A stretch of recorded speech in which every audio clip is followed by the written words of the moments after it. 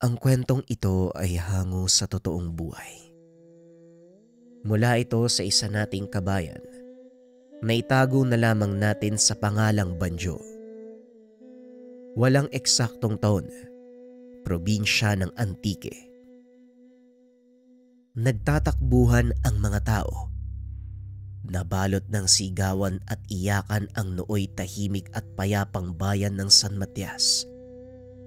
Umalingaw-ngaw sa paligid ang putok ng baril, maging ang mga tawanan ng mga bandido na sumasalakay sa baryo. Sige mga daga, magsipagtakbuhan kayo. Tandaan niyo ang araw na to dahil simula ngayon, panghahawakan namin ang bayan. Magsisimula kami sa baryong ito. Wika ng pinuno ng mga bandido.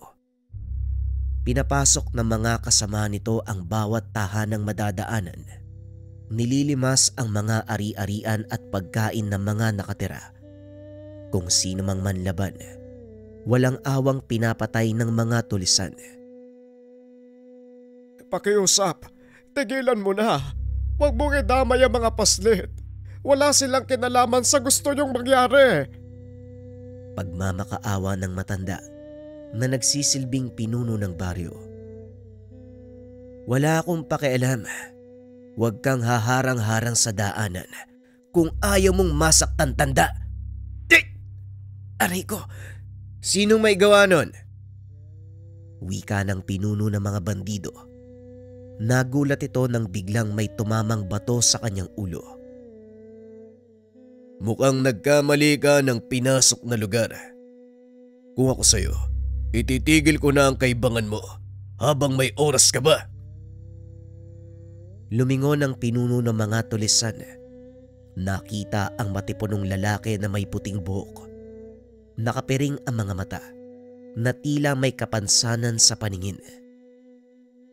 Arturo, pakiusap. Huwag ka nang makisali dito. Tama ang matanda. Oy bulag, ano ka ba? Sawa ka na ba sa buhay mo? Hindi ko siya inaawat dahil naaawa ko sa kanya. Inaawat ko ang taong ito dahil hindi mo alam kung ano mangyayari sa inyo kung sakaling patulan niya kayo. Ano? Anong sinabi mo? Yang bulag na yan, ano bang Hindi na ituloy ng binata ang sasabihin. Biglang napunta si Saturno sa kanyang harapan. Ulitin ko, itigil mo na ang kalokohang ito kung ayaw mong mapahamak. Huwag mong sayangin ang buhay mo sa walang kwentang gawain. May oras ka pa para magbago. Umalis na kayo ng mga kasama mo. Pag-isipan mong mabuti ang sinabi ko. Hindi makakilos ang binatang tulisan. Nagulat ito sa bilis ng pangyayari. Hindi niya lubos maisip na ganon kabilis kumilos ang isang bulag na kagaya ni Saturno. Mga kasama, itigil niyo na yan. Umalis na tayo dito. Wika ng binatang tulisan. Nagsipag-alisan ang mga bandido at habang papalayo, kinausap siya ng isa sa mga kasama. Bakit ka ba nagpasyang itigil ang pananalakay, Banjo? Alam mong wala nang makakain ng pangkat at malayo pa ang susunod na baryo. Siguradong makakapaghanda sila dahil sa nangyari dito. Sinayang mo yung pagkakataon eh. Wika ni Tano, kanang kamay ni Banjo. Nagkamali tayo ng baryong pinasok. Kung hindi mo napapansin, ang taong nakausap ko kanina, merong kakaiba sa kanya eh. Hindi ko lang matukoy pero alam kong hindi siya ang taong nais mong kalabanin. Wika ni Banjo. Ngunit umalma si Tano dahil desperado na ito. Wala nang makain ang kanilang pangkat at may ilan pa silang kasamang sugatan mula sa nakaraang laban. Ang sabihin mo natatakot ka lang. Umiral na naman ang daga sa dibdib mo. Mga kasama, sinong gustong sumama sa akin? Babalikan natin ang baryo. Kung gusto niyong makaligtas at patuloy na mabuhay, sumama kayo sa akin. Halina kayo! Hindi kita hayaang dalin sa kapamakan na mga kasama natin. Hindi mo alam ang papasukin mo, Tano. Sisiguraduhin ko sa iyong mapapahamak lang kayo. Sadyang matigas ang ulo ni Tano. Sumama din ang ilan sa mga kasama nila pabalik sa baryo. Kung hindi mo kayang pamunuan ng grupong ito, maaari ka na magbitaw sa posisyon. Walang pipigil sa'yo. Hindi ka namin sisisihin sa magiging pasya mo. Kahit papano, magkakaibigan pa din tayo, Banjo. Pilit pa ring pinipigilan ni Banjo ang kanang kamay. Ngunit sadyang matigas ang ulo nito. Dahil na rin sa matinding pagnanais na mabigyan ng sapat na makakain ang kanilang pangkat at magamot ang mga sugatan. Kaya ko nga kayo pinipigilan Dahil alam kong kapamakan lang ang kakalabasan ng gagawin nyo. Pakiusap, Tano. Makinig kayo. Hindi nagpapigil si Tano at ang ilan sa mga kasama. Muli nilang binalikan ang baryo. Sinabihan ni Banjo ang ilan sa mga kasama na manatili sa kinaroroonan. Matapos ay sinundan nito ang kaibigan. Dire-diretsyong sumugod ang pangkat ni Tano sa noon nagluluksang mga taga-baryo. Pinagbasdan nitong mabuti ang taong tinatawag nilang Saturno. Napapikit na lang si Banjo nang makita kung paanong namatay ang mga kasama. Sa isang iglap, hindi nito nakitang gumalaw si Saturno sa kinakatayuan. Inangat lang nito ang hawak na bastong gawa sa kahoy at nang muling ibaba, isa-isang nagbagsakan ang mga bandido kasama si Tano. Binalaan na kita, Tano, pero hindi ka nakinig. Matapos makita ang kaganapan, tuluyang nawalan ng pag-asa ang binata. Nagpa siya itong sumuko at tumingi ng tulong sa mga taga-baryo. Kinausap nito ang mga kasama at sumang-ayon ang mga ito. Nang ikwento niya ang nangyari kay Tano. Matapos makuha ang panig ng mga natitirang bandido, naglakad ang mga ito papasok sa baryo. Nakataas ang mga kamay. Huminto sila sa hangganan at isa-isang inilapag ang mga sandata. Naparito kami para sumuko at humingi ng tulong sa inyo. Sugatan ng ilan sa aking mga kasama. Hindi pa kami kumakain ng ilang araw. Bagaman malaking kahihiyan para sa kanya ang ginagawa, nilunok niya ito para sa mga kasama. Ang lakas ng loob niyong humingi ng tulong matapos niyong patayin ang mga kababaryo namin. Ang bagay sa inyo, patawan ng parusang kamatayan. Sandali lang, Tatang. Hayaan niyo siyang magpaliwanag. Alam kong may matinding dahilan kung bakit nila ginawa ang pananalakay. Ikaw, binata, magsalita ka. Una sa lahat, nais ko magpakilala. Ang pangalan ko ay Banjo. At bago ko magkwento, nais kong humingi ng tawad sa nangyari. Tatanggapin ko ang parusa. Handa akong tubusin ang kasalanan ng aking mga kasama. Ngunit ipapakiusap ko na tulungan niyo mga sugatan. Mamaya natin pag-usapan ng parusa. Sa ngayon, papasukin niyo sa baryo mga sugatan nang maasikaso sila ng aming mga manggagamot. Napaluhod si Banjo sa harapan nito. Walang humpay na nagpasalamat. Maraming salamat sa iyo, Manong. Sa oras na magamot ang mga kasama ko, handa akong tanggapin ang parusang igagawad niyo. Gaya ng sinabi ko, mamaya natin pag-usapan ang tungkol dyan. Sa ngayon, kumain na muna kayo nang sa ganon maging malinaw ang isipan at makapag-usap tayo ng maayos. Matapos magsalita ay naglakad ito palayo. Hindi makapaniwala si Banjo. Natutulungan sila ng mga taong tinangka nilang patayin. Matapos kumain, muling bumalik si Saturno kasama si Tandang Abel. Handa na ako makinig sa sasabihin nyo. Handa na ako sa kahit anong parusang ipapataw nyo. Pero pakiusap, hayaan nyong ako ang tumubos sa kasalanan ng mga kasama ko. Bilang pinuno, pananagutan ko ang kasalanan ng mga kasapi ng aking pangkat. Hindi nagsasalita si Saturno. Patuloy na pinakikiramdaman si Banjo. Akmang sasagot sana si Tandang Abel nang bigla naman siyang awatin ng binata. Sandali lang, Tatang Abel. Talaga bang gusto mong ikaw ang tumanggap ng parusa? Tama ka. Handa akong tanggapin ang anumang ipapataw nyo. Kung ganon, makinig kang mabuti. Pinag-usapan na namin kasama ng mga taga-baryo ang pasya kung anong parusa ang ipapataw sa'yo. Pero bago ko ipataw ang kaparusahan, hayaan mong ipaliwanag ko ang naging dahilan ng pagpapasya ng mga kababaryo. Sige Manong, nakikinig ako. Sa lumipas sa mga taon, sunod-sunod na pagsalakay ng mga bandido ang nangyari. Hindi lang sa aming baryo, kundi maging sa mga karatig na yon. Marami sa amin ang namatay at ayaw na ng mga kababaryo kong madagdagan ang bilang na yon. Kaya napagpasya namin na sa halip na patawan ng parusang kamatayan ng mga kasama nyo, maglilingkod kayo bilang tagapangalaga ng nayong ito. Babantayan nyo ang paligid at kayo mismo ang pipigil sa anumang pagsalakay o masamang tangka sa baryo. Nanlaki ang mga mata ni Banjo nang marinig ang sinabi ni Saturno. Maraming salamat Manong. Ipinapangako ko, ipagtatanggol ko ang baryong ito laban sa lahat ng sasalakay.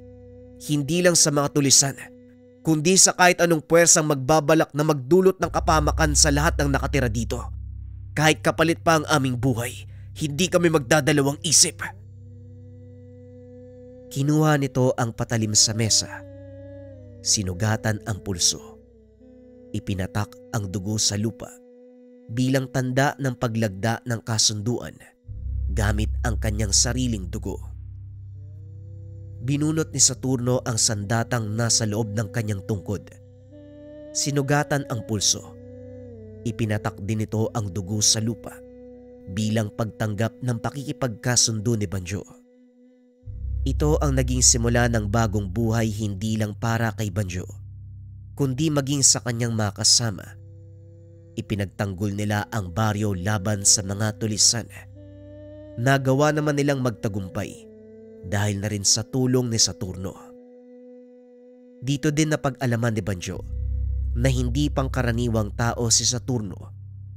Meron itong kakambal, gintong tikbalang. Ito ang nagbibigay sa kanya ng pambihirang lakas ng pandama at bilis ng pagkilos. Kahit wala itong paningin, nagagawa nitong matukoy ang kinaroroonan o hugis ng isang bagay sa pamamagitan ng pagtapik ng kanyang tungkod. Makalipas ang maraming taon, yun ang naging simula ng pagiging magkaibigan namin ni Manong Saturno. Alam nyo ba, wala pang nakatalo sa taong yan pagdating sa pabilisan ng pagbunot ng sandata. Nagagawa din itong salubungin ng bala ng baril gamit ang kanyang sabli. Naroon yun sa loob ng hawak niyang tungkod Wika ni Banjo habang ipinapaliwanag sa mga bata ang tungkol kay Saturno. Pwede ba Banjo? Huwag mong niloloko mga bata. Mamaya maniwala sa'yo mga yan Ayos lang yun. Totoo namang ikaw ang nagligtas sa buhay namin at dapat lang malaman ng mga tao yun, lalo na ng mga huling henerasyon. Nang mga panong ito, nagkaroon ng lubos na kapayapaan sa bahay ng San Matias dahil sa presensya ng grupo ni Banjo. Mula sa pagiging bandidong kinakatakutan ng mga tao, naging tagapagbantay ng bayan ang mga ito. Kinilala, hinangaan ng mga mamamayan dahil sa kanilang kabayanihan. Halika na, bumalik na tayo sa baryo. Kanina pa nag-aantay si Tatang Abel. Habang nasa daan, naitanong ni Banjo ang dahilan kung bakit ito nabulag. Pasensya ka na Manong pero gusto ko lang po sanang malaman kung anong dahilan ng pagkabulag mo. Kung ayaw niyo naman pong pag-usapan, ayos lang naman. May dahilan kung bakit ako nabulag. Simula pagkabata wala na akong paningin. Kaya nakasanayan ko na lang din na gamitin ang aking pandinig sa pagkilos. Simula pa lang ng una tayo magkakilala. Ibang-iba yung kakayahan mo eh. Parang hindi ka bulag pag kumilos. Paano mo nagawa yun? Gaya ng sinabi ko, nagagawa kong kumilos ng normal gamit ang tunog sa paligid at sa tulong nitong hawak kong baston. Nagagawa kong makita ang daanan habang naglalakad. Ang galing naman po pala. Yung bilis nyo. Alam ko sa kakambal mo nang gagaling yan, di ba? Yan ang sabi ni Tatang Abel sa akin eh. Totoo ang sinabi ni Tatang Abel. Ang taglay kong bilis dahil sa kakambal kong gintong tikbalang. Mukhang marami naikwento sa'yo ni Tatang Abel. Oho, kinulit ko po kasi tungkol sa inyo eh.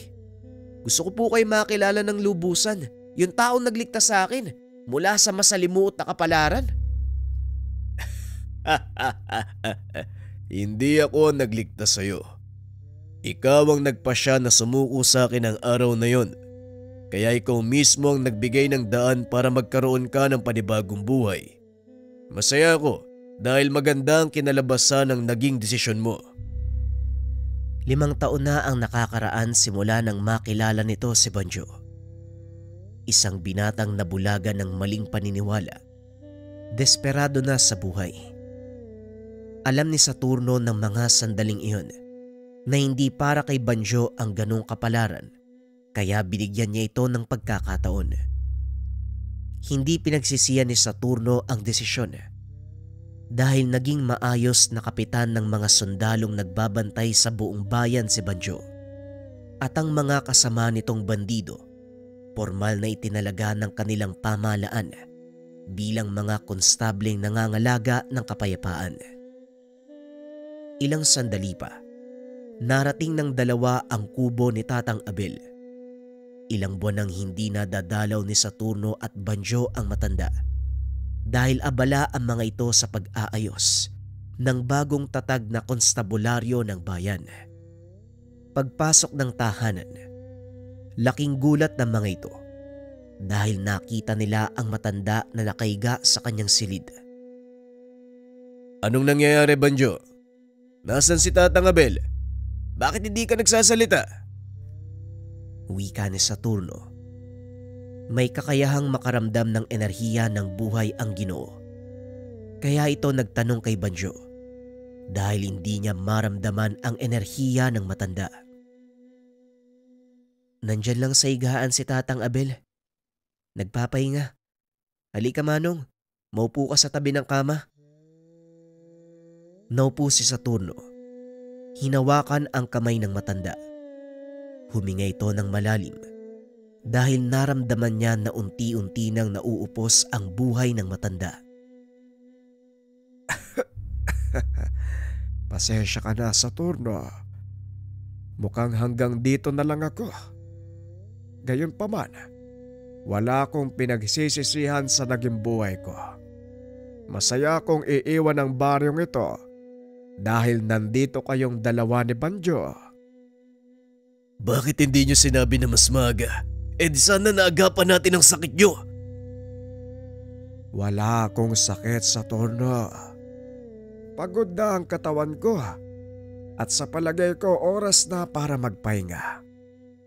Mahaba na din ang naging buhay ko at masasabi kong naging makabuluhan. Simula nang mapunta ka sa pangalaga ko, natatandaan ko pa nang una ko kayong mapulot ni Bulawan. Sanggol pa kayo ng kakambal mong tikbalang. Hindi ko akalaing mapapalambot niyo ang puso ng isang matandang mandirigmang kagaya ko. Likas po kayo mabuti, Tatang Abel. At yun din po ang pinapasalamatan namin ng kakambal ko. Dahil sa inyo kami napunta. Sino mag-aakala? Tatanggapin niyo ang gaya kong kalahating engkanto. Nagulat si Banjo sa mga narinig. Hindi din ito inaasahang makikita ang kakambal ni Saturno. Pasensya na kung nahuli ako ng dating. Tatang Abel, may magagawa pa ako para duktungan ang buhay niyo. Hindi kami makakapayag na iwan niyo kami. Wika ng tikbalang na biglang lumitaw sa tabi ni Saturno. Hindi nakagalaw sa pwesto si Banjo. Napako ang tingin sa nilalang na nagliliwanag ang gintong buhok. Masaya akong makita ka muli, Bulawan. Ang haba na ng panahon na. Lalo kang kumikisig at nagliliwanag ang ginto mong buhok. Pangalagaan mo si Saturno at patuloy kang maging paa at mata ng kakambal mo. Pero tatang, nangako ka sa amin ni Saturno. Ang sabi mo hindi mo kami iiwan. Hindi ko naman talaga kayo iiwan. Nasa paligid lang ako. Hanggat hindi niyo ako nakakalimutan, ako ay patuloy na mabubuhay dito. Wika ni Tatang Abel habang nakahawak sa dibdib ni Bulawan at Saturno. Hayaan na natin makapagpahinga si Tatang Abel, Bulawan. At isa pa gaya ng sinabi niya, hindi niya tayo iiwan. Alam kong masakit para sa'yo. Ganon din ang nararamdaman ko. Pero ito ang katotohanan ng buhay. Lahat ng nilalang na isinisilang kailangan bumalik sa kanilang orihinal na pinagmulan. Wika ni Saturno. Binitawan ni Bulawan ang kamay ni Tatang Abel. Unti-unting pumikit ang mata ng matanda. Naramdaman ni Saturno ang marahang pagkawala ng hininga ng matanda hanggang sa hindi niya na ito marinig. Paalam, Tatay Abel. Salamat sa lahat ng pag-aalaga at pag-unawa. Hanggang sa muli nating pagkikita. Hanggang sa muli, mahal naming guro. Idinantay ng tikbalang ang kanyang kamay sa dibdib ng matanda. Unti-unting nabalot ng gintong liwanag ang katawan. Isa-isang nagliparan ang itim na paru-paro palabas ng bintana.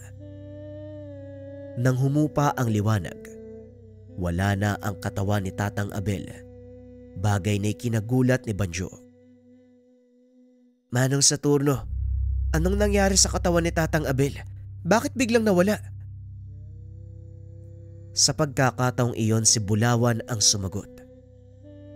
Ipinadala ko si Tatang Abel sa kanyang huling hantungan at ang mga paru-paro ang siyang nagsilbing sundo. Nga pala, Bulawan, siya si Banjo. At Banjo, hindi naman lingid sa kalaman mo ang tungkol kay Bulawan, hindi ba?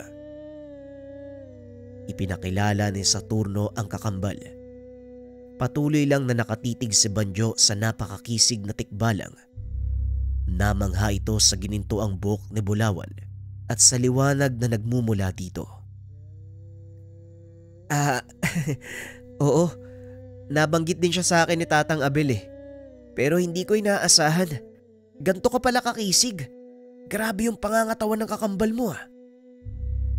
Likas sa mga tikbalang ang magkaroon ng matipunong pangangatawan. Lalo na kung nabibilang sila sa hanay ng mga mandirigma. Sa kalagitnaan ng pag-uusap, biglang umalingaw-ngaw ang mga sigawan. Mukhang may paparating na panganib sa Saturno. Mukhang tama ang kakambal mo. Ang ganda ng salubong sa'yo bilang bagong pinuno ah. Halika na, puntahan natin ang pinagmumula ng ingay. Pag-uusap ng tatlo. Naglaho si Bulawan dahil hindi ito pwedeng makita ng karamihan. Habang naglalakad, nakasalubong ng mga ito ang isa sa mga kasama ni Banjo. Anong nangyayari? Bakit kayo nagtatakbuhan? Pagdating ni Banjo sa impila ng mga bantay, kagad siyang nag-usisa. May paparating na pangkat ng mga bandido. Masyadong mabilis ang pagpasok nila kaya hindi namin napansin. Nagawa silang pigilan ng mga kasama natin pero masyado silang marami. Nakita mo ba ang sagisag nilang bandila? Wala silang dalang bandila. Pero may mga tattoo sa braso ang ilan sa kanila. Hindi rin pamilyar sa akin ang mga yun. Dahil dating bandido, pamilyar sa kanila ang watawat ng bawat bandidong nakakalaban. Ngunit sa pagkakataong iyon, Hindi nakilala ng bagong kanang kamay ni Banjo ang sumasalakay na kalaban. Manong Saturno, dumito na muna kayo. Ako nang bahala. Kailangan masiguro kung kaninong pangkat ang sumasalakay. Sige Banjo, ikaw na muna ang bahala. Magbigay alam kayo kung sakaling kakailanganin ng karagdagang tulong. Areglado, Manong Saturno. Dali-daling tumakbo ang binata papunta sa bungandang baryo. Nakita ang mga kasamahan na nakikipagbakbakan sa mga kalaban. Walang dalang sagisag ang mga ito, maliban sa mga tatong nasa braso. Kilala ko mga taong yan. Kitong, bilisan mo. Sabihan mo si Manong Saturno. Ilikas ang lahat ng mga nasa baryo. Bakit Banjo? Ano bang nakita mo? Ang mga tattoo na nasa braso nila, marka ng mga pirata mula sa kanlurang bahagi ng rehiyon. Sinasabing ang pinuno nila may kapangyarihan na mula sa demonyo. Kinakatakutan ng grupong yan. Pero nakakapagtaka, bakit sila nananalakay sa lugar na to? Sa pagkakalam ko, isinumpa ang kanilang pangkat na hindi makakaalis sa karagatan. Sa oras na tumapak sila sa dalampasigan, kusang maaagnas ang katawan nila. Matapos ipaliwanag ni Banjo ang lahat, dali-daling binalikan ni Kitong si Saturno. Sinabi nito ang kaganapan at kung anong uri ng kalaban ang kanilang kinakarap. Kung ganon, hindi pala pangkaraniwang bandido ang mga kalaban. Sige Kitong, tumulong ka sa paglikas ng kababaihan, kabataan at mga nakakatanda. Siguraduhin mo na makakarating sila sa ligtas na lugar. Malinaw po Manong. Paano po kayo? Ako na ang bahala. Kailangan kong tulungan si Banjo. Huwag mo kong alalahanin Kitong. Tumuloy sa paglakad si Kitong upang sundin ang utos nito. Samantalang si Saturno ay nagpaiwan. Ano sa palagay mo ang dahilan kung bakit nandito ang mga piratang natundan? Kilala ko ang pinuno nila Bulawan. Hayok sa kapangyarihan ng taong yun. Handa niyang gawin ang lahat para matanggal ang sumpa na makataw sa kanya. Isa lang ang pakay nila sa bayan ng San Matias. Alam kong batid mo kung ano ito. Oo, Saturno. Alam na alam ko ang pakay nila. Kailangan silang pigilan dahil kung hindi, maraming bayan ang madadamay. Hindi lang pigilan. Kailangan ng wakasan ang kanilang kaibangan. Halika na Bulawan. Hindi kakayanin ni Banjo ang kanilang puwersa dahil malaki ang posibilidad na isang buong armada ang sumasalakay sa isla. Huli na para protektahan ang dalampasigan. Pero maaari pa natin silang pigilan na makatungtong sa kabisera. Yun ang gagawin natin. Kakailanganin ko ang bilis mo. Hindi mo na kailangang sabihin yan, Saturno. Ipakita mo sa mga pirata kung sino ka. Pag-uusap ng dalawa. Habang nagmamadaling pumunta sa hangganan ng kabisera, malayo pa lang natanaw na ng mga ito ang malaking puwersa ng mga kalabang papasok sa sentro ng bayan. Kinuha ni Saturno ang kanyang tungkod. Marahang naglakad para salubungin ang mga kalaban. Nagulat ang mga ito nang makita si Saturno. Huminto ang Ginoo sa harapan ng mga pirata at nagtanong. Magandang araw sa inyo. Maaari ko bang malaman kung ano ang sadya nyo sa bayang ito? Nagbulungan ang mga pirata. Wala silang ideya kung sino ang taong nakatayo sa harapan. Umalis ka sa dadaanan namin kung ayaw mong mamatay ng wala sa oras. Pasensya na, pero hindi ko hahayaang makapasok kayo sa kabisera. Nagtawanan ang mga pirata. Kinakapa ni Saturno ang daanan gamit ang kanyang tungkod. Ano naman sa tingin mo magagawa ng isang bulag na kagaya mo? Mga kasama, gusto yata nito ng sakit ng katawan. O sige, pagbigyan niyo! Wika ng isa sa mga pirata. Sinugod ng mga ito si Saturno, ngunit nilampasan lang sila ng Ginoo. Laking gulat na mga kasama nang biglang magbagsakan ang mga piratang sumasalakay. Gumuhit ng linya sa lupa si Saturno at nagsalita.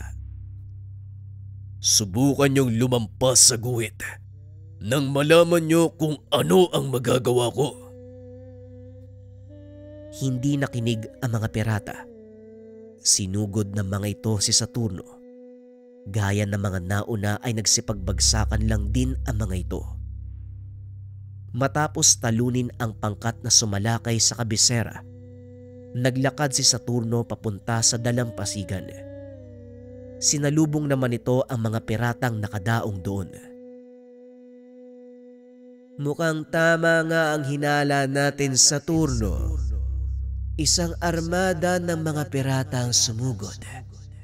Hulaan mo kung sino ang namumuno sa kanila. Kilala ko ang armadang ito. Alam ko ang dahilan kung bakit sila sumugod. Ako ang pumatay sa nauna lang pinuno Bulawan, si Diosdado. At bilang paghihiganti, muling tinipon ng mga kapatid ni Alberto ang kanilang mga puwersa. Sa pamamagitan ng malakas na pang-amoy, nakilala niya ang pangkat ng mga pirata.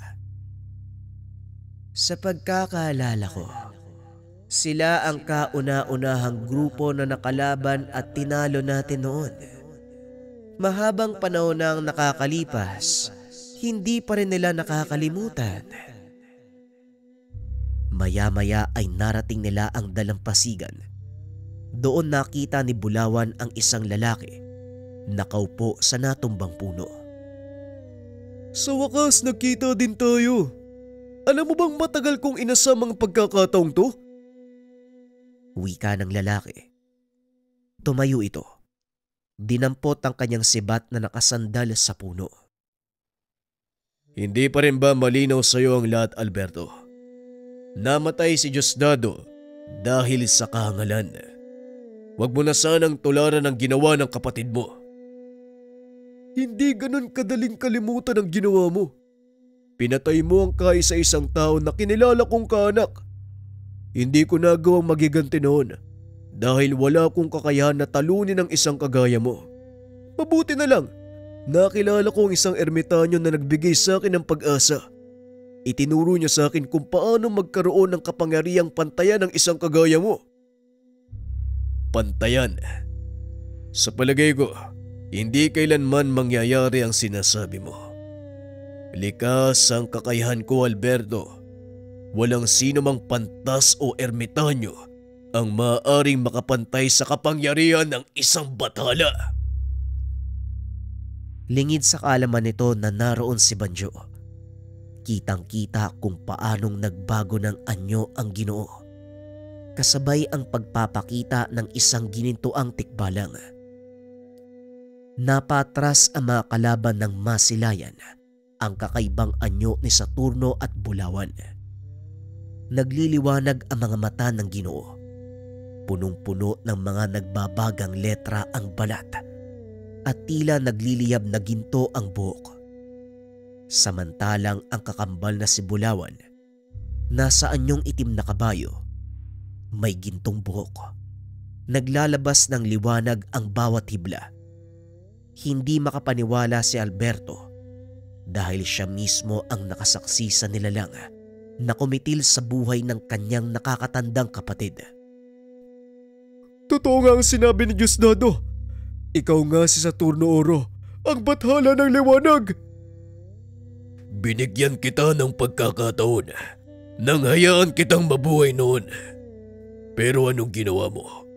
Bumalik ka pa sa bayang ito para magiganti. Sa tingin mo, papalampasin ko pa ang kasalanang ginawa mo? Wala akong pakialam kung sino ka o kung ano pa ang kakayahan mo. Kung nung una, nagawa mong talunin ng kapatid ko, pasensya na, pero hindi yun mangyayari ngayon. Itinaas nito ang kanang kamay. Naglabasan sa tubig ang mga nilalang na nahahawig sa syokoy. Mga katao, hindi ba sinumpa kayo ng mga nilalang na ito Paanong nasa panig niyo sila ngayon?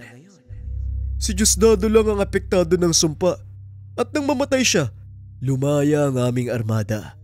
Kaya kahit papano, nagpapasalamat pa din ako sa iyo, Saturno.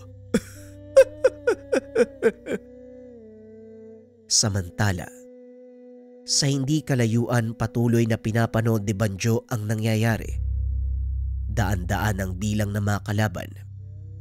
Maliban pa dito, may kakayahang gumamit ng kapangyarihan mula sa kadiliman ang ilan sa kanilang mga kasama. Nanatiling nakatayo si Saturno at Bulawan sa gitna ng napakaraming kalaban. Isang maling galaw lang, siguradong magiging mitya ng malaking gulo. Unti-unting lumalapit ang mga kalabang nilalang. Itinapik ni Saturno ang hawak niyang baston sa lupa. Laking gulat ng mga pirata nang biglang magbagsakan ang mga katao. Nagkandaputol ang katawan ng mga ito. Nagtataka si Banjo kung ano ang ginawa ni Saturno. Hindi nito nakitang kumilos ang dalawa. Tanging pagtapik lang ng baston ang ginawa ng Ginoo. Huwag kayong lumapit sa kanya. Napapaligiran siya ng matalim na hibla ng liwanag. Isang maling kilos, magkakandapira-piraso mga katawan niyo. Wika ni Alberto. Dito napagtanto ni Banjo ang kakayahang taglay ni Saturno. Ginagamit nito ang kapangyarihan ng liwanag at hangin upang makagawa ng matalas na hibla ng liwanag na bumabalot sa kanila ni Bulawan. Uulitin ko, Alberto. Umalis na kayo hanggat kaya ko pang pigilan ang pagkalat ng mga hibla ng liwanag. Ikaw din, Banjo. Lumayo ka dito hanggat makakaya mo. Nagulat si Banjo dahil nalaman ni Saturno na naroon siya sa lugar. Nagtatago lamang sa kung saan. Hindi kita maaaring iwanan sa ganitong kalagayan. Kung kakailanganin ko magbuwis ng buhay, gagawin ko. Masigurado ko lang ang kaligtasan mo. Hindi mo nauunawaan, Banjo. May dahilan kung bakit wala akong paningin. At kung papalarin kang makaligtas sa gagawin kong pag-atake, ipapaliwanag ko sa iyo ang lahat. Kaya sige na, umalis ka na. Pangako yan ha. Aantayin kita sa baryo. Napangiti na lang si Saturno. Muling ibinaling ang atensyon sa mga kalaban. Binalaan ko na kayo, pero hindi niyo ako pinakinggan. Kaya pasensyahan na lang tayo. Iwinasiwas nito ang kanyang baston. Mabilis na tumakbo si Banjo. Hindi na ito lumingon pa dahil naririnig nito ang pagbagsak ng mga punong natatamaan ng atake ni Saturno at Bulawan. Nang makarating sa ligtas na lugar, tinignan ni Banjo ang dalampasigan. Nagulat ang binata dahil parang dinaanan ng 100,000 matatalim na espada ang mga barko ng pirata. Nagkandapira-piraso ang katawan ng mga ito. Maging ang mga nilalang na tinawag ni Alberto ay walang nagawa. Pambihira. Mabuti na lang nakalis ako sa lugar na yun ha. Kundi baka naging ganyan din ako. Matapos makita ang nangyari sa mga pirata na nasa dalampasigan, binalikan nito si Kitong na noon ay patuloy na pinagtatanggol ang bungad ng baryo laban sa mga natitirang pirata. Mabuti naman dumating ka na, Banjo. Nasaan si Saturno? Bakit wala pa sila? Wala na kayong dapat alalahanin. Sa mga sandaling ito, tuluyan ang nilupig ni Saturno ang buong armada ng mga pirata. Tanging mga pangkat na ito na lang ang natitira, kaya kailangan natin silang pigilan. Napangiti si Kitong. Ibinalita sa mga kasama ang nangyari. Oy, kayo dyan! Narinig niyo yung sinabi ni Komandante. Wala na ang pinuno nyo. Naubos na din ang buong armadang nag-aantay sa dalampasigan. Kaya wala nang kwenta ang ginagawa nyo pakikipaglaban. Huminto ang mga pirata sa pakikipaglaban. Pinakiramdaman ang kanilang mga katawan. Nagbulungan ang mga ito. Ibinaba ang mga sandata at nagsigawan sa saya. Teka, Anong nangyari sa kanila? Bakit sumisigaw yung mga yan?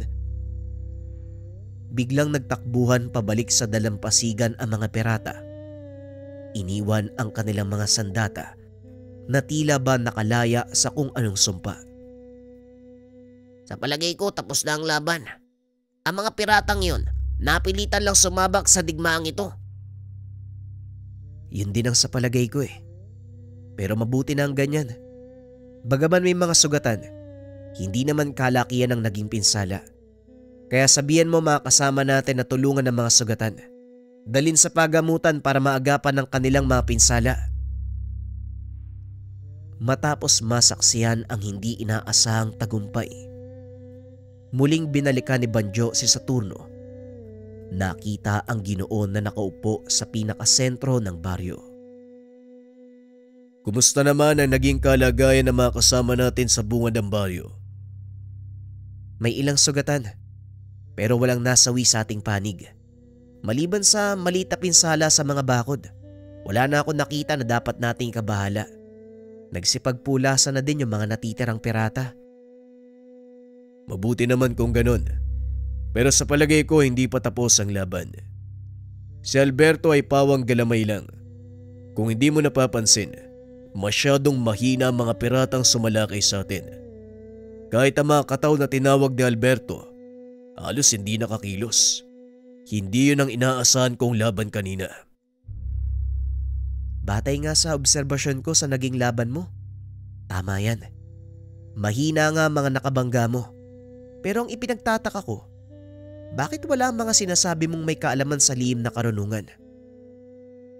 Malakas ang kutob ko ng malaking pagsalakay na yun. Isang uri ng diversyon. Maaaring nakapasok na sa bayan ng kanilang pangunahing puwersa. Balak pabagsakin ng mga pirata ang pamunuan ng bayang ito. Kung totoo ang sinasabi mo, kailangan nating kumilos bago pa mauli ang lahat.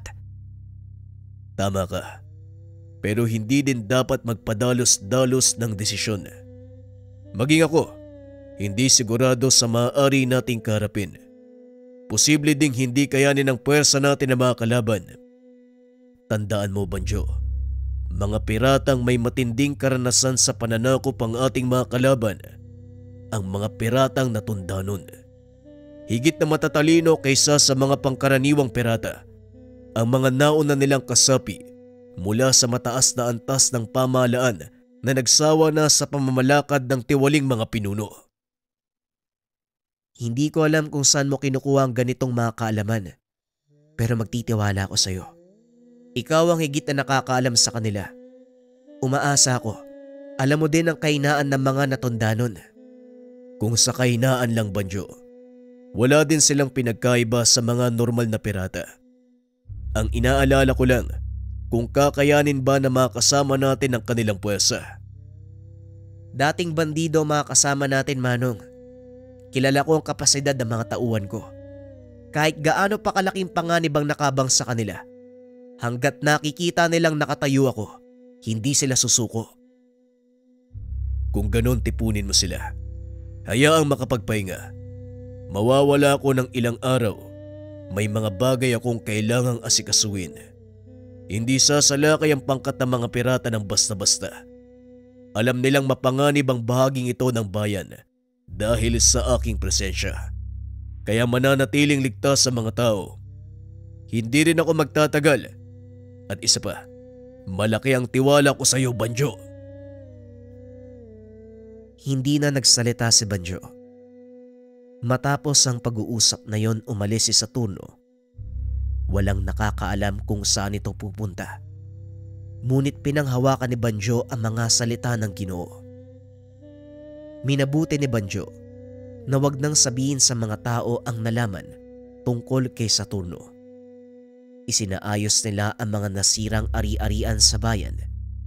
Pinagtibay ang depensa, partikular sa kanilang bagong kinaroroonan, dahil ito ang nagsisilbing pangunahing himpilan ng kanilang hukbong tanggulan. Nagpadala ng ilang kasamahan si Banjo upang magmatsyag sa bayan.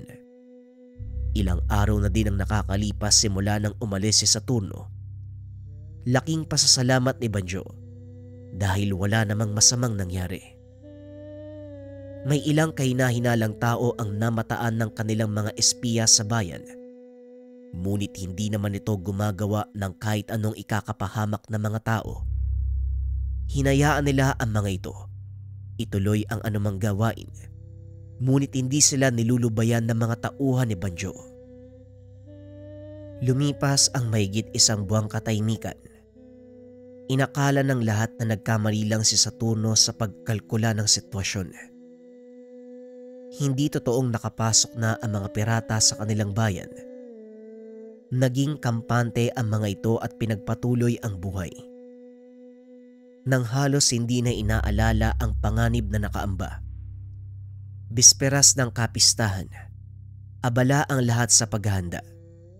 Ganon din ang mga pirata. Isang pangkat ng mga taong nagtatanghal ang dumating. Malugod namang tinanggap ng mga tao ang grupo. Ngunit nararamdaman ni Banjo na may kung anong kakaiba sa mga ito.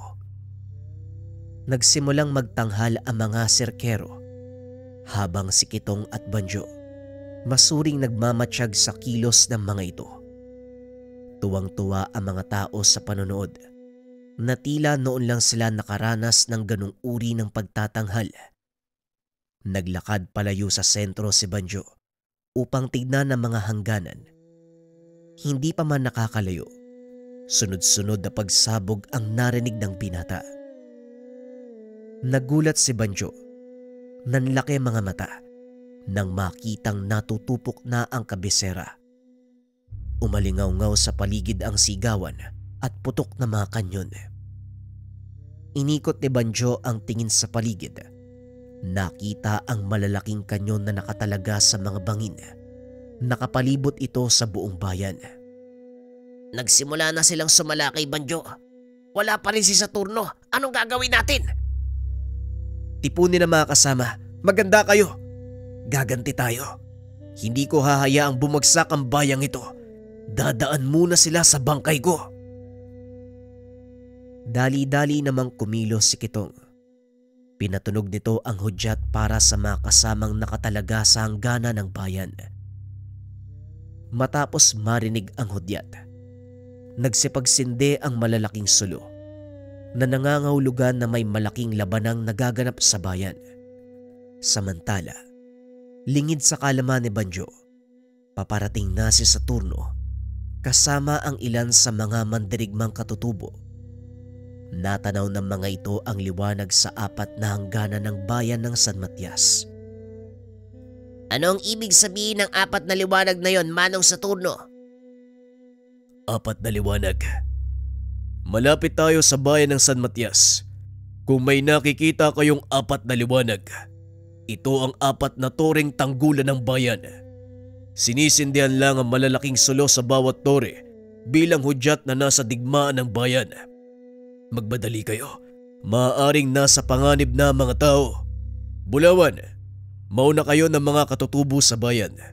Sisiguraduhin kong ligtas ang buong paligid nang sa ganon wala nang madamay pa sa kaguluhan.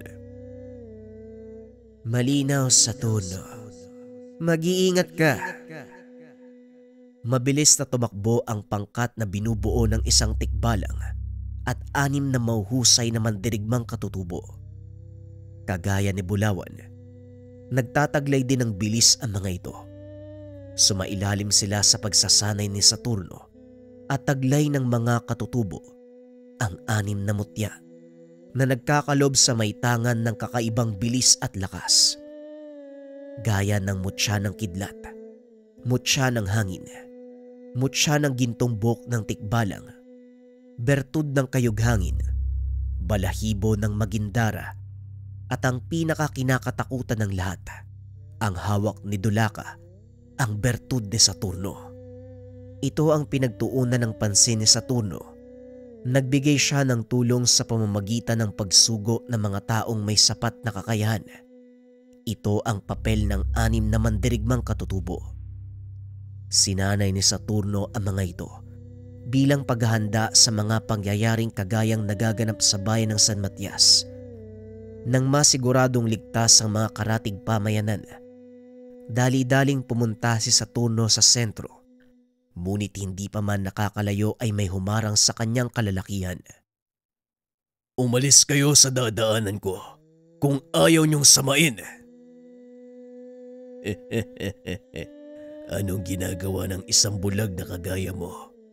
Kung hindi mo pa napapagtanto, pabagsak na ang bayang ito. Kaya kung ako sa'yo, huwag ka nang tumuloy. Kilala ko ang boses mo. Hindi ko alam na nakaligtas ka sa ginawa kong pagsalakay sa armada nyo. Oo, nakaligtas ako. Dahil nakalis kami bago mo tuluyang wasakin ang armada ni Alberto. Malas mo lang dahil maging si Tandang Damian ay nakaligtas. Naaalala mo ba ang matandang yon? Naaalala ko matandang yon at alam ko rin na siya ang may pakana ng lahat ng ito. Pero wala akong pakialam. Padaanin niyo ako kung ayaw niyong pagsisiyan ng susunod kong gagawin. Alam mo, gustong gusto kong makita ang sinasabi ng mga tao, ang mga taong nakaligtas. Ipakita mo sa akin kung sino ka. Kaya kung gusto mong dumaan, kailangan mo kong talunin. Hindi na nagsalita si Saturno. Itinapik nito ang hawak na tungkod sa lupa. Naglakad papunta sa kinakatayuan ng kalaban. Dali-daling tumalon palayo si Sardo dahil alam nito ang susunod na mangyayari. Naputol ang katawan ng bawat kalabang lumalapit kay Saturno. Dito napatunayan ni Sardo ang taglay na kakayahan ng Ginoo. Kung hindi kayo titigil, tuluyang mauubos ang pangkat mo. Sadyang matigas ang ulo ni Sardo. Bumunot ito ng sandata at sinugod ang Ginoo. Nagulat si Saturno dahil nalampasan nito ang kanyang depensa. Parang nabigla ka. Alam ko na ang kahinaan ng atake mo. May 3 antas ang depensang ginawa mo. Una, ang matatalas na hibla ng liwanag. Ikalawa, ang matibay na pader na gawa sa hangin. At ang ikatlo, ang enerhiyang nagpapagaling ng anumang natatamong pinsala. Sa oras na malampasan mo ang una't ikalawa, madali kang matatamaan ng atake mula sa kalaban. Wika ni Sardo. Hindi nagsasalita si Saturno. Sa halip ay iniwasan nito ang pag-atake ng kalaban. Patuloy na inundayan ng taga ni Sardo ang Ginoo hanggang sa mapatalsik ni Saturno ang sandatang hawak ni Sardo.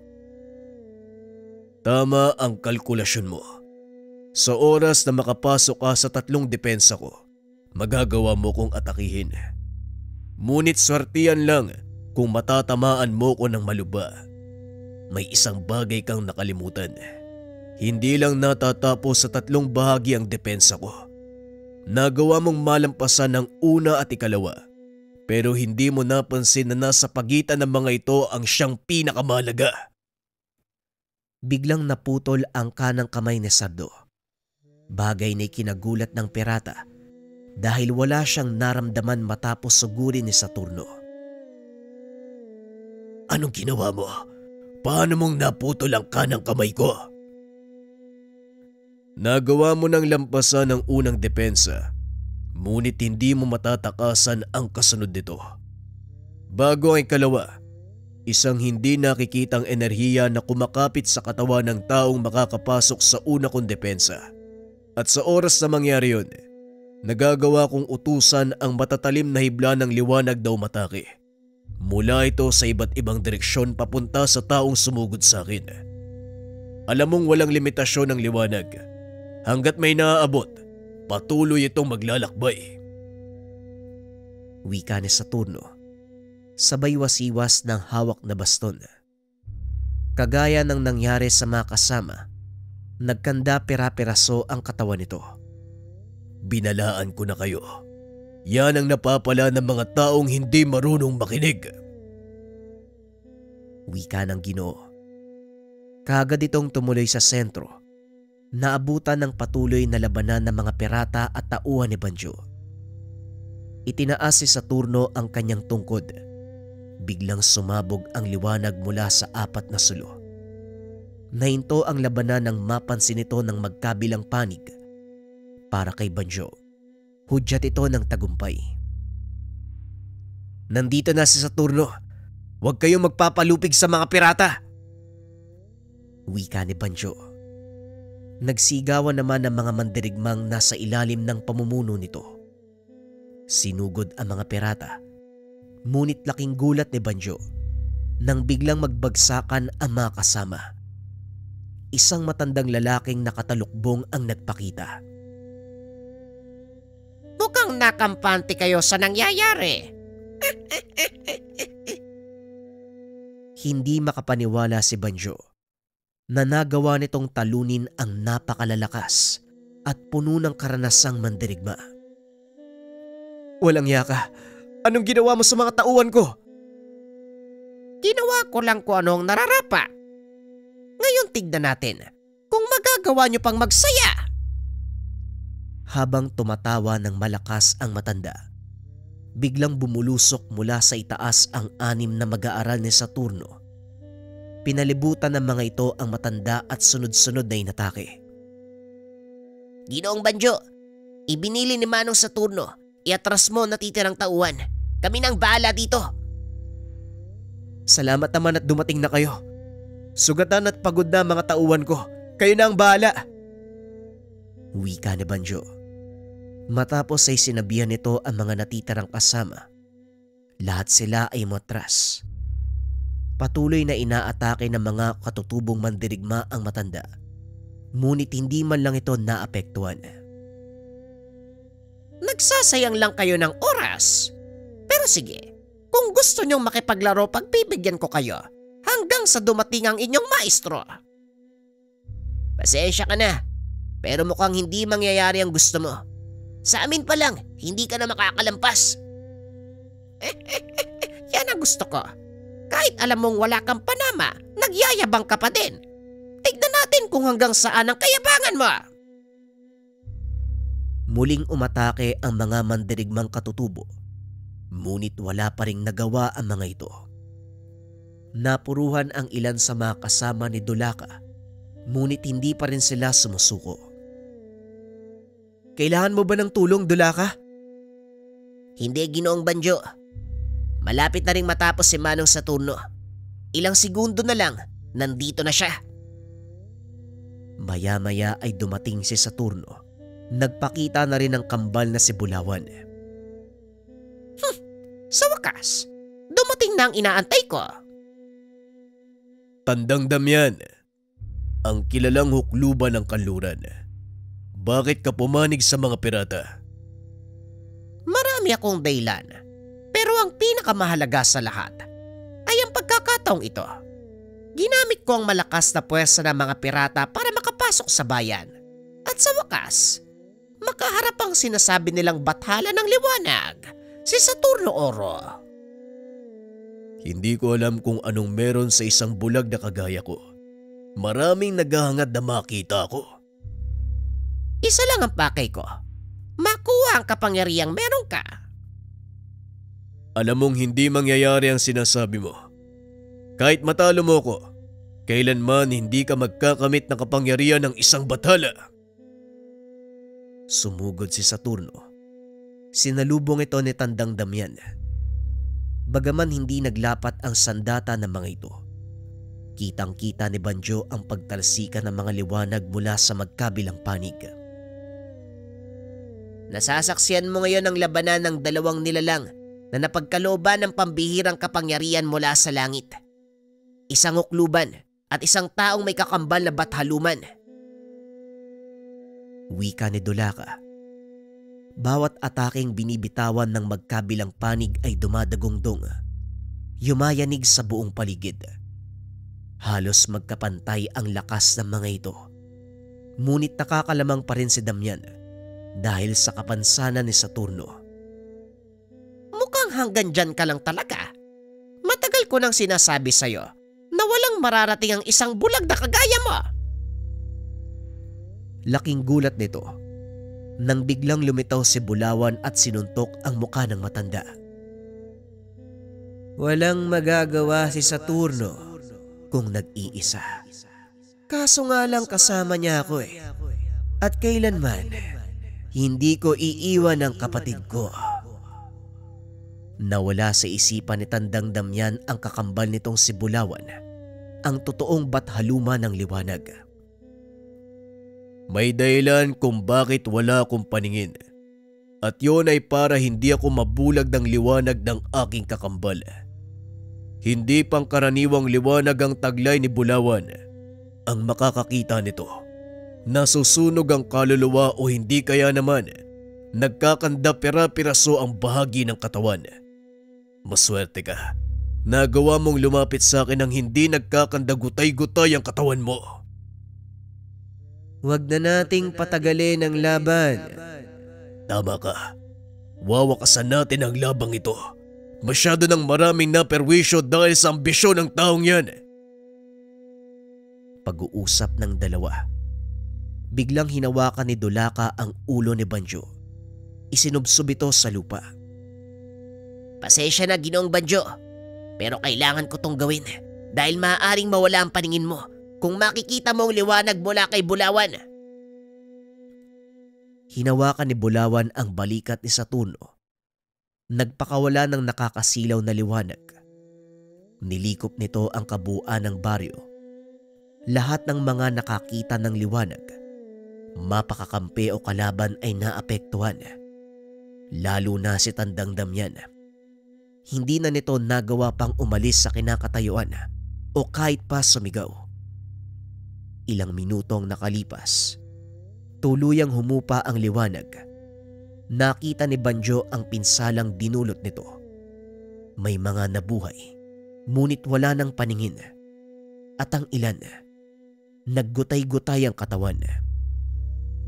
Hindi makapaniwala si Banjo na ganito ang pinsala na maaaring idulot ng kapangyarihan ng kambal na bathaluman.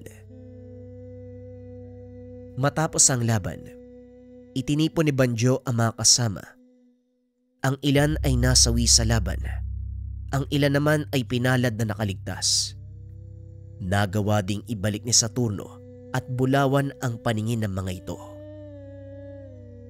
Malaking pinsala ang naidulot ng pananalakay ng mga pirata, pero nagawa itong pigilan nila Saturno at ng mga matatapang na mandirigma na nag-alay ng buhay upang mailigtas ang buong bayan ng San Matias. Sa kabila ng dilubyong dumaan, nagawang bumangon ng mga taga-baryo. Patunay lang na walang makakabuwag sa isang bayang nagtutulungan. Sa pagdaan ng mga taon, marami pang pagsubok ang pinagdaanan ng bayan ng San Matias. Mas malakas, mas malala kaysa sa mga nauna, ngunit nagagawang malampasan. Hindi nagpatinag ang mga taong bayan dahil sa pag-asang dala ni Banjo at Saturno. Makalipas ang ilang buwan, nagpasya si Saturno na magpaalam. Hindi ito nagbigay ng eksaktong dahilan. Iniwan nito ang pamumuno at pagtatanggol ng bayan kay Banjo. Hindi naman naging mahirap para sa binata ang pamumuno dahil na din sa paggabay ni Saturno.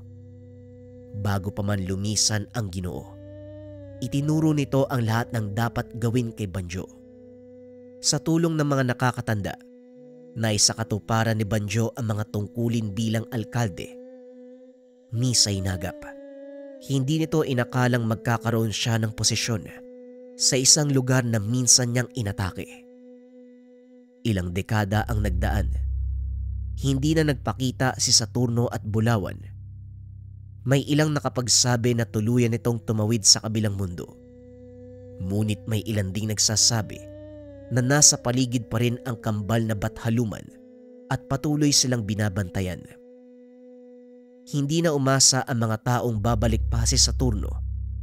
Salip nagtiwala ang mga ito sa pamumuno ni Banjo. Nagawa namang itaguyod ng binata ang baryo. Nagampanan ng kanyang tungkulin bilang tagapangalaga ng bayan ito ay dahil sa pag-asang ibinigay ng isang bathaluman, si Saturno Oro.